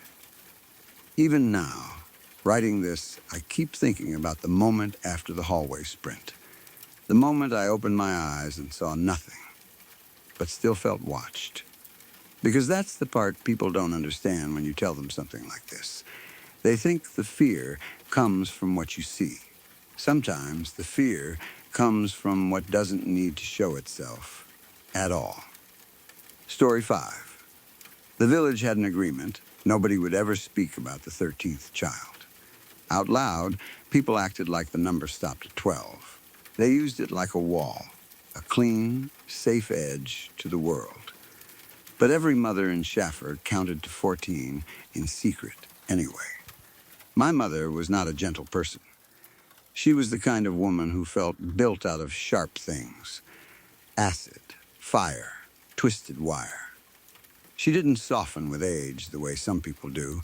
She only got more certain, more exact, like the world was a list of rules, and she was the one who had been chosen to enforce them. In the mornings, when the light was thin and gray, when everything looked half-finished, she would count. It wasn't always loud. Sometimes it was just her mouth moving. Sometimes it was a whisper. But I heard it often enough to know it mattered. 1, she would say. Then she would say it again. 1, as if the first one hadn't taken. As if counting was a ritual that could fail if you didn't do it with the right weight behind the words. I don't always remember hearing the rest. I don't want to. There's a kind of fear that makes your mind refuse to hold on to certain sounds, like your thoughts are trying to protect you from what your ears already know. My mother never seemed troubled by this, not by the double one, not by the way her eyes would fix on empty spaces as if they were occupied, not by anything that made the rest of us feel uneasy. We stood where we were meant to stand. It was easy to know where that was. It wasn't a question you asked. It was something your body already understood, the way your hand knows the shape of a tool it's used for years. Father had marked our places once, long ago. He took a willow switch, dragged it through black charcoal, and made small lines on the floorboards. Some marks were faint now, smudged from years of feet passing over them, but we still knew. Even if you couldn't see the lines, you could feel them, like grooves worn into memory. Even now, I think I could place each of us exactly where we belonged. I could recreate the whole room in my head. I could describe who stood closest to the window, who always leaned slightly, who never looked directly at Father when he spoke. But if you asked me how many there were, I would hesitate. Not because I couldn't count. Because counting meant choosing what I meant by there were. At the table there were 12 bowls. That was correct. It had always been correct. At least, I thought it had. It would have been easy to count them. A simple, solid thing. 12 ceramic bowls in a neat line. No trick in it. But I learned early that some simple things become dangerous if you look too hard. 12 was steady. 12 held its shape. 12 didn't invite questions. So, I didn't count the bowls. Not until I noticed I was still hungry sometimes after eating. It seems like a small detail, being hungry. Nothing dramatic. Nothing supernatural. A quiet gnawing in the belly. But it's the kind of hunger that doesn't feel like you need more food. It feels like something has already been taken. Like the meal was meant to fill you, and it simply didn't. Like you were trying to finish something that was missing a piece. Sometimes I would pause in the doorway between the kitchen and the hall, not quite sure whether I was coming or going. I'd stop with one foot lifted, as if I'd been caught mid-step. It wasn't on purpose. It was like the room forgot what it wanted from me for a second, and I forgot too. My second brother hated it when I did that. "Don't stand there," he said once, his voice flat. "I'm not," I told him, even though I was. He stared at me, then nodded, as if I'd agreed with him, as if my words had been the same as his, just said in a different order. That's what a lot of our conversations were like. People talking beside the point, circling around what couldn't be said directly. There is a portrait in the sitting room that I never look at head on. It's a family portrait, the kind that people in other villages hang proudly. A record. Proof. It contains all of us, or nearly all of us. We're lined up in rows, washed in that pale, serious light photographers like to use. Faces still, mouths shut, eyes fixed forward as if we'd been told not to blink. It's us as we were, or us as we were supposed to be. There is a place near the center of the portrait where my eyes refuse to settle.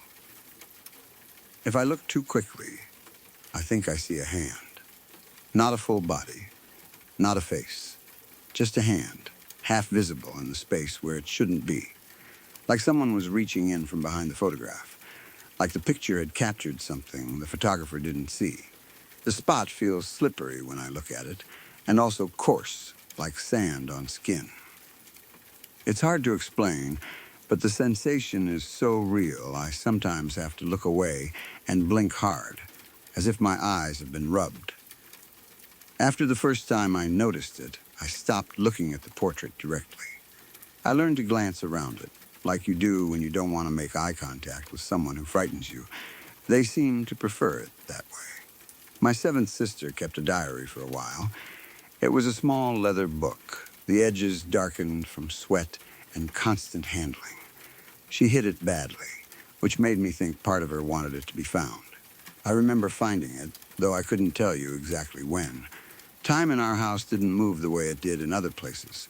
Days felt like repeats, weeks folded into each other. She made me promise I wouldn't tell. So I didn't. I opened it anyway. The writing inside was neat, almost careful. But what I remember most is that it repeated. Or maybe I only remember it as repetition, because repetition makes things easier to hold on to, like a chant you can keep in your mouth without needing to understand it. We are, as we are, as we are, as we are. Or something close to that. Lines like that, again and again, until the words stopped feeling like language and started feeling like a sound. Later, when I tried to find the diary again, I couldn't. Or rather, I found it, but it wasn't the same. The book was in the place I'd left it. The pages were there, but the writing was gone, like the ink had never existed. Not faded, not smeared, gone. My sister caught me staring at it, and her expression was tired in a way that didn't fit her face. "You shouldn't read things that aren't yours," she said. I wasn't, I said automatically, the same way I'd told my brother I wasn't standing in the doorway. She watched me for a long moment, then looked away, and the conversation ended without either of us feeling satisfied, like we'd both spoken around a hole in the air. Inside the pantry door, there are marks. They've been there as long as I can remember. Scratches carved into the wood, irregular but not careless. They look like someone made them in a hurry but still cared about the shape, about the spacing. I've always liked them. Sometimes, when nobody is watching, I press my lips against the grooves. The wood feels warm, not like it's been sitting in the sun, because it hasn't.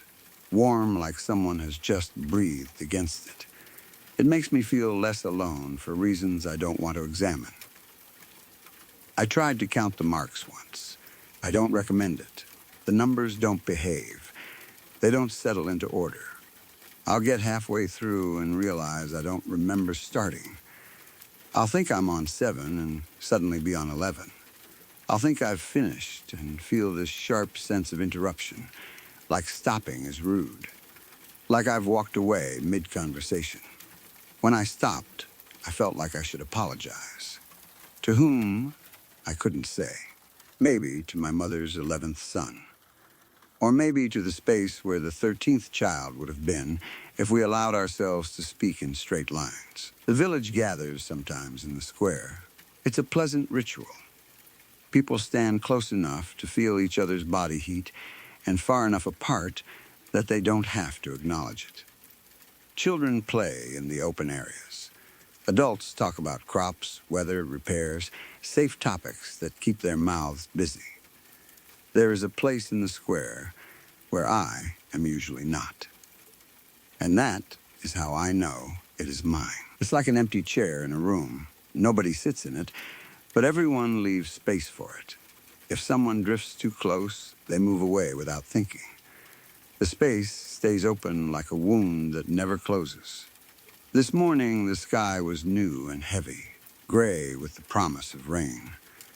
I helped lay the table like I always did. 12 bowls. This is correct. My hands know where each one goes. They place them without needing my attention, like the muscle memory lives in my fingers. That scares me more than it should. It makes me feel like the house can move me like a tool, like my body belongs more to routine than to me.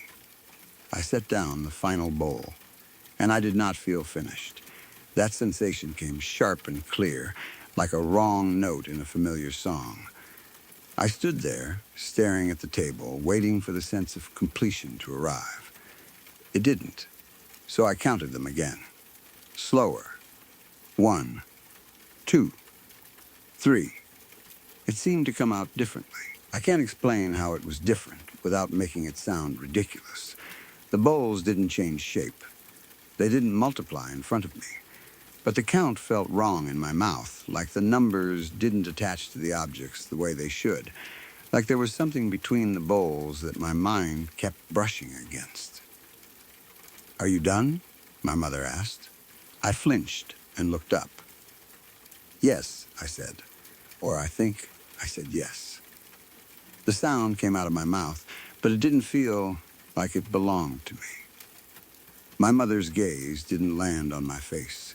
It landed just beside me, slightly above my left shoulder, as if someone taller stood there. She nodded, satisfied. "That will do," she said. I dried my hands on the towel and went to stand with the others. It took me a moment to find my place, which almost never happened. Usually my feet knew exactly where to go. Usually there was a sense of relief when I stepped onto the right spot, like a puzzle piece clicking into place. But this time, the room felt slightly rearranged. Not visibly, just in the way it held us. I paused before stepping into my place, just long enough to be sure. No one spoke. No one shifted. No one looked at me. And in that silence, I understood something I hadn't wanted to understand before. It would be worse to stand where I belong and discover I do not. Worse than hunger. Worse than the portrait. Worse than the marks that won't count. Because if my place could be taken, or moved, or erased, then I wasn't just afraid of the 13th child. I was afraid that the village had always been counting without me. Story 6. I'm not writing this for sympathy. I'm not writing it so people will tell me I deserved what happened, or so strangers can pity me from a safe distance. I'm writing it because I've learned how fast a life can slide out from under you. How one moment can trigger a chain reaction that never really stops. And because if you're the kind of person who already carries guilt, like it's stitched into your skin, you can end up doing things that make perfect sense in your own head even, when they look insane to everyone else. This started 5 years ago. Nora and I had been married for 16 years. We had our rough patches, like everyone does, but I was harder to live with than I ever admitted at the time. I was stubborn. I was careless. I treated her patience like it was an unlimited resource. I thought she would never leave, not because I was a good husband, but because I couldn't imagine her life without me. I thought she wouldn't even know what to do. Then we had kids, and the whole world changed. Not in a sweet, wholesome way. It changed in a way that put pressure on every weak spot we already had. We had 3 children. Jack was our oldest, 14 years old. Old enough to notice everything, old enough to hate me for things I didn't even realize I was doing. Luna was 8, smart, quiet, always watching. And Samantha was only a year and a half, still just a baby, still at the age where the world is mostly sounds and faces and warmth. The night everything collapsed, Nora and I got into a fight. I'd been drinking. I stopped at a bar on the way home, because I always stopped at a bar on the way home, because that was the pattern I lived in. I walked in already irritated, already ready to take any frustration and throw it at whoever was closest. Nora snapped at me about it, and that was all it took. She never used to yell. But that night she did, and something in me broke loose. I don't know how else to say it. It was like I was watching myself from a distance and still couldn't stop. I slapped her. Yeah, I did. I'm not going to dress it up. I'm not going to soften it. There's no excuse, and I'm not asking for one. If you want to stop reading here, I understand. Because of that, Nora packed up immediately, in the middle of the night. No, we'll talk tomorrow. No second chance. She grabbed the kids and left while I was still yelling, still drunk, still full of rage that didn't even have a real target. And I barely registered it in the moment. That's what kills me most. Not just that I hurt her, but that I was so lost in myself, I didn't see my family leaving for the last time until it was already happening. If I could go back and cut out those 10 minutes like cancer, I would. According to the police, Nora lost control of the car. She drifted into the oncoming lane and hit a truck head-on. Nora and Jack died. Luna survived, but her injuries were so severe She had to be rushed to the hospital and kept there for a long time. Samantha was rushed too. Somehow, she was the least damaged physically, which felt like a cruel joke from the universe. And me? I was at home, drunk and furious, not knowing a thing, not even guessing. When the news hit, it didn't feel real. It felt like somebody was describing someone else's life. I kept thinking there had to be a mistake, like I could rewind it, like I could wake up. But there was no waking up. There was only the fact that I had slapped my wife and she drove away and never came back, and that sequence of events was locked into history forever. After that, I fell apart in the most predictable way possible. I drank more. I drank constantly, morning to night. If I was awake, I was trying not to be awake. I wasn't just numbing pain. I was hiding from the truth that every time anyone spoke Nora's name, I heard my own hand hitting her. No matter what anyone said to comfort me, I knew I caused it. Maybe I didn't turn the steering wheel. Maybe I didn't drive the truck. But I lit the fuse. Luna survived, but her spine was damaged so badly she'll never walk again. Samantha, by some miracle, didn't have serious injuries, but she lost her mother and her brother before she was old enough to understand what either word meant. The state took Luna and Samantha from me. I fought it at the time. I screamed, I raged, I acted like a wounded animal, but the booze had already eaten through the parts of me that could think straight. Looking back, they were right to do it. I wasn't safe. I wasn't stable. I wasn't a father.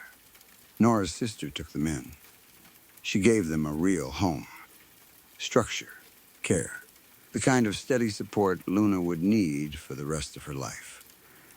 The kind of stability Samantha deserved. And I had nobody, except Snail. Snail was our dog, a Weimaraner, 2 years old at the time, with that sleek gray coat and those eyes that look like they understand more than they should. The kids named him together, Snail. It was one of those names that makes no sense and is perfect anyway. He stayed with me through those years. He slept on the floor beside my bed when I passed out. He followed me from room to room when the house went silent. He was the only living thing in that place that didn't look at me like I was a monster. I overdosed on pills one night. It wasn't dramatic. It wasn't a cry for help. It was just me trying to remove myself from the world. I hoped I wouldn't wake up. I remember thinking, with a clarity that felt almost peaceful, that the only justice left would be if I traded places with Nora, if I had died and she had lived. I survived. Sometimes I think surviving was the punishment. They found me, got me to the hospital, and I stayed there a long time. Rehab, therapy, group sessions, all the things that exist for people who hit the bottom hard enough to finally stop digging. And somehow, very slowly, I climbed a little. Not back to normal. I don't think you ever go back. But I climbed far enough to be functional. Far enough to wake up sober. Far enough to look at myself in a mirror without immediately looking away. When I got out, I tried to do the right thing. I tried to see my girls. It took me 2, maybe 3 years before I could even force myself to go to Nora's sister's house and stand in that doorway. Luna was 12 by then. She was older in the way kids get older when trauma steals their childhood. She didn't speak to me, not one word. She didn't even look toward my voice. Samantha was still little, but she didn't know who I was. She stared at me like I was a stranger in a grocery store line. She wasn't scared. She just didn't have anything in her head that connected my face to Dad. And I deserved that. I couldn't be angry at them. They were the ones who had paid for what I did. So I stopped visiting. Not because I didn't want to see them, because I could see what it did to them, the tension it brought into the room, The way Luna's body went stiff like she was bracing for impact. Every visit felt like me reopening a wound just to remind myself it existed. And then I was alone again. At least I stayed sober. I needed something else to hold on to. Something that would keep my hands busy and my mind occupied when the guilt started circling. That's how I ended up hunting. It wasn't unfamiliar. My dad used to take me into the woods when I was a kid. He taught me to track, to move quietly, to read the land. I still had his rifle, my inheritance. One of the last things that felt like it came from a version of my life that wasn't poisoned. For about a year, I went into the woods near my house almost every day. At first, it was just walking. Then I brought the rifle. Then I started sitting still, watching. It was calming in a way nothing else was. Out there, the world was simple. Cold air, trees, dirt, time passing without anyone talking. And Snail always came with me. He wasn't trained as a hunting dog, but over time he learned the routine. He learned when to be quiet. He learned to stay close. When we were still, he was still too, like he understood that silence mattered. He became my closest friend, which is a pathetic sentence for a grown man to write, but it's the truth. He was the one soul that stayed beside me through the worst years of my life. And sometimes I'd look at him and think he was carrying a piece of the family I'd destroyed, like the kids' laughter was still stuck in his name. That Friday started like any other. I was sitting with my back against a fallen tree, rifle across my lap, watching a young buck through the scope. It was maybe 600 feet away, head down, moving slowly. Snail was in the brush nearby, almost invisible in his gray coat. I aimed where my dad taught me to aim, low in the neck for a clean kill. It would have been perfect. My finger rested on the trigger, and I didn't pull it. I'd been doing this for a year, and I hadn't killed a single thing. Deer, boar, foxes, I'd had them all in my sights at one point or another. But something in me refused. Maybe it was guilt. Maybe it was my brain trying to balance some invisible scale. Maybe it was simple cowardice. All I know is I couldn't do it. The buck lifted its head like it had sensed the weight of my attention, and then it bolted, vanishing between the trees. I lowered the rifle, calm like always, almost relieved. Snail burst out of the brush, tail wagging, excited in that way dogs get when movement finally happens. I rubbed the top of his head. "Good boy," I said. "Come on, let's keep moving." I took one step. Snail froze. His head snapped up, ears forward, body stiff. It wasn't curiosity. It was alertness so intense it looked like fear. "What is it?" I whispered. Then I heard it too. A voice, far away in the woods. A woman crying, screaming for help. For a second I tried to rationalize it. Animals can make sounds that mimic human voices. A cougar, a fox, anything like that. But the voice sharpened, growing clearer, full of panic in a way no animal could fake. Someone was out there. Someone was in real trouble. "Go, Snail," I said, and he shot forward instantly. We ran. Branches slapped my arms. I gripped the rifle tight, terrified I'd drop it. Snail moved fast, finding the easiest path between trees like he'd been running those woods his whole life. The woman's cries grew louder, more desperate, like she was close and getting weaker. Then we broke through a line of pines into a small clearing, and my brain stalled. A woman was kneeling in the grass, wearing nothing but a white bathrobe. She was hunched over, face buried in her hands, sobbing like a child. For one terrible second, a memory punched me in the chest so hard I almost couldn't breathe Nora. But it couldn't be her. Nora was dead. I stood there in that clearing, feeling my legs go weak.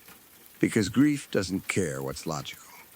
Grief sees what it wants to see and drags you toward it. Then the reality of the woman in front of me pushed through. Nora had been tall, with long, straight, dark brown hair. This woman had short black hair, smaller frame, different voice. "Ma'am," I called out. "Are you okay? Help me, please," she said, without lifting her head. "I'll help you," I said, and I tried to sound steady. "What happened? Are you hurt? Should I call an ambulance?" She didn't answer the questions. She just kept sobbing, deep and raw, like her lungs were tearing. I stepped closer, rifle still in my hands, because I didn't know what else to do with it. I remember thinking she must have come from somewhere nearby, maybe a cabin, maybe a trail. Snail stood at the edge of the clearing, perfectly still, not interested, not curious, stiff as a statue. That should have warned me more than anything. "What happened?" I asked again. "Help me," she repeated, same words, same tone, like a recording stuck on a loop. That's when I noticed the rocks. A ring of small stones arranged around her in a perfect circle. Not random, not natural, deliberate, like someone placed each one carefully. I'd walked those woods for years. I had never seen this clearing before. Not once. And I knew every trail, every slope, every fallen log. This place felt like it had been inserted into the forest when I wasn't looking. Still, I moved closer, because I'm an idiot, and because guilt makes you want to fix things. It makes you believe you're being offered a chance to do something right. I reached out and put a hand on her shoulder. Her skin wasn't soft. It wasn't warm. It felt hard, wrong, like touching something that was pretending to be skin. Everything after that hit like a car crash. Snail exploded into barking, deep and frantic. Not his normal bark, not an alert bark. He sounded terrified. He sounded angry. He sounded like he wanted to bite the world. I turned my head toward him, confused, and in that moment the woman lifted her face. Or she lifted what should have been her face. She didn't have one. There were no eyes, no nose, no mouth. Just a wet, bloody mass where features should be, like flesh that hadn't decided what shape it wanted yet. I screamed and fell backward into the dirt. Her robe slipped off her shoulders and dropped. Her body stretched upward, lengthening in a way that made my stomach flip. Her arms twisted. Bones cracked. The limbs bent backward and split open.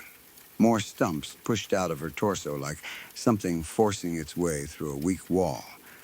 Her skin darkened, changing texture, turning into segmented armor that caught the light in hard plates. She shrieked, and the sound wasn't human. It was metal scraping against bone. It was a tool grinding on a rusted hinge. And then she wasn't a woman. She was a thing. A long centipede like horror, meters in length, glistening, armored, moving in a way that made my eyes hurt to follow. And then the light changed. The sun blinked out like a switch being flipped. The sky turned the color of fresh blood. Not sunset red, not storm red, a violent red that made the trees look like black paper cutouts. In that red glow, Snail leapt in front of me, planting himself between me and the creature like he was going to protect me from something that could swallow him whole. He snarled, teeth bared, shaking. The creature answered with another metallic scream, lifting the front of its body like a cobra rising to strike. Its chitin plates shimmered under the red sky. I couldn't move. I couldn't think. I just watched, frozen. Then it struck. Its mandibles slammed into the earth where Snail had been a second earlier, the impact shaking the ground. Dirt sprayed. Roots snapped. The force was unreal. And a thought cut through my paralysis, sharp as a knife. If I don't act, I will lose the last living thing I love. I shoved Snail as hard as I could, sending him tumbling aside. "Run!" I screamed. "Snail, run!" I raised my rifle, hands shaking. I aimed at the creature's head, if you could call it that, and fired. The gunshot cracked through the red forest. The bullet hit with a sharp metallic clink, and the creature didn't even flinch. No blood, no stumble, nothing. My stomach went cold in a way I've only felt a few times in my life. The kind of cold that tells you the rules have changed and you didn't get a chance to learn them. There was only one option left. I grabbed Snail by the collar, yanked him forward, and shoved him again. He barked wildly, refusing to leave me, but finally he turned and bolted toward the trees. I ran after him. We tore through the forest under that impossible red sky. The rain started then, too, pouring down in sheets. In the red light, it looked black, like oil falling from the clouds. It stung my skin and soaked me instantly. Snail's gray coat vanished in the gloom. For a few seconds he was there, then he wasn't. Snail. I shouted. Where are you? It felt like my voice died in the air, like the forest swallowed sound. I stopped for half a second, gasping, trying to listen. I couldn't hear him barking. I couldn't hear anything except my own breath and the distant clicking rush of hundreds of legs smashing through the undergrowth. The creature was coming. I ran again, not even sure which direction. Deeper, sideways, anywhere that wasn't where it was. The trees looked wrong under that red light, warped and stretched, shadows too sharp. And then I saw them. Between the trunks, still and dark, silhouettes, human-shaped, but not human. They stood watching me, unmoving. When I focused on one, it slipped behind a tree. Not walking, just sliding out of view like it didn't need to use legs. And when I looked elsewhere, there were more. I felt watched in a way that made my skin crawl, like every horrible thing I'd ever done was on display and being judged. Snail. I screamed again, throat raw. Something rustled behind me. I spun, rifle up, ready to fire at anything that moved. A bark cut through the rain. A familiar bark. A soaked gray shape burst through the brush, trembling, eyes wide. Snail slammed into my legs like he wanted to crawl inside my body and hide there. Relief hit me so hard my eyes burned. I grabbed him and held him close, my hands shaking as I ran them through his wet fur. He was terrified, confused. He didn't recognize anything. He didn't recognize the smells or the air or the way the world looked. He'd lost me, because this place wasn't our forest anymore. Come on, I whispered. We have to move before it finds us. I glanced toward the trees again. The silhouettes were gone. Maybe Snail scared them off. Maybe they just moved because they were done watching. I don't know. We started moving fast, not running, but not slow either, trying to pick a direction and commit to it. The forest felt endless, like a maze built out of the same repeating trees. We reached the slope. I slowed to make my way down carefully. That's when the ground trembled. Even through my boots, I felt it. Hundreds of legs striking at once. I turned just in time to see a pine tree tear straight out of the soil and topple, ripped aside as if it weighed nothing. The creature wasn't just following now, it was charging. Run! I shouted. Go! But it was already there. The tree beside me exploded into splinters as the mandibles hit it. Wood chips blasted into the air like shrapnel. I stumbled, trying not to fall down the slope. Then I heard Snail barking, wild, furious, desperate. I looked and saw him. My dog, my brave idiot dog, attacking the monster, throwing himself at its legs, snapping and biting like he could win. No, I screamed. Snail, come here, run! He latched onto one of the creature's limbs and shook his head, teeth locked, refusing to let go. I couldn't leave him. I ripped the rifle up again and aimed through the black rain. My hands were numb, slick, shaking. I fired. The shot hit with a heavier crack this time, like the bullet had found something different. The creature screamed, lifting the front of its body high and thrashing, the metallic shriek vibrating through the trees. It sounded like a train grinding to a stop inside a tunnel. And then The hillside gave way. Mud and soil slid, the rain turning the ground into something unstable. The creature's weight shifted, and the whole slope collapsed under it. It tumbled down the hill, crashing through trees and vanishing into the forest below, taking branches and earth with it.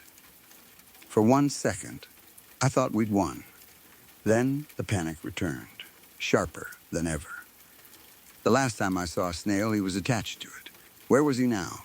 I ran downhill, slipping, grabbing at branches, falling, getting up, falling again. Trees lay snapped and toppled in the creature's path. The ground looked torn open. But no matter how hard I pushed forward, it felt like the distance didn't close, like the hill stretched under my feet. I fell face first into the mud and crawled, clawing at roots and rocks, dragging myself forward. Snail. I screamed until my throat felt like it was splitting. No answer. The rain hammered down harder. The red sky pulsed like a wound. Everything smelled like wet earth and metal. I forced myself upright, mud dripping from my face. I saw movement between trees below, something flickering, but I couldn't tell what. Snail. I yelled again and whistled, loud, desperate. Nothing. My father's rifle felt like dead weight, so I threw it into the mud and kept going, not caring where it landed. I slipped again and hit the ground hard, and when my face struck the mud, I heard it. One bark, single, sharp, snail. I pushed up, breath hitching, and the world snapped back. The sky was blue, bright and normal. The trees were tall and familiar. The forest looked like my forest again, not the red nightmare. And I was on my knees in the mud, soaked and shaking like I'd been dragged out of a river. My head pounded. My heart felt like it was trying to escape my ribs. Snail. I screamed until my voice cracked. I searched for days. Days in the woods, calling, walking, listening, looking for paw prints, fur, anything. I found nothing. No tracks that made sense. No sign of the clearing. No ring of stones. No disturbance that looked like a massive creature sliding down a hill. It was like it never happened, except Snail was gone. And so was my father's rifle. Both of them left behind in that place. The only good thing I still had, the dog my daughters named, vanished without leaving even a shred of proof. But I know he's alive. I don't have evidence. I don't have logic. I have the same certainty you have when you know someone you love is out there somewhere and you can't accept anything else. I can feel it, like an itch, under my skin. Snail is still in that red place. So I went home and gathered everything I had left that might help. Supplies, maps, food, water, a headlamp, anything. That afternoon, I bought a new rifle. I'm going back. Not because I think it's heroic, not because I think it will fix what I've done, but because I can't live with leaving him there. I've already lost my wife. I've already lost my son. I've already lost my girls in every way that matters. Snail is the last thread of the life I destroyed, and I can't cut it myself. I can't abandon him to whatever that place is. If anyone reads this later, know that I'm out there in the forest. I'm searching as long as my legs will carry me. I'm bringing my dog home, even if I have to walk straight into hell to do it.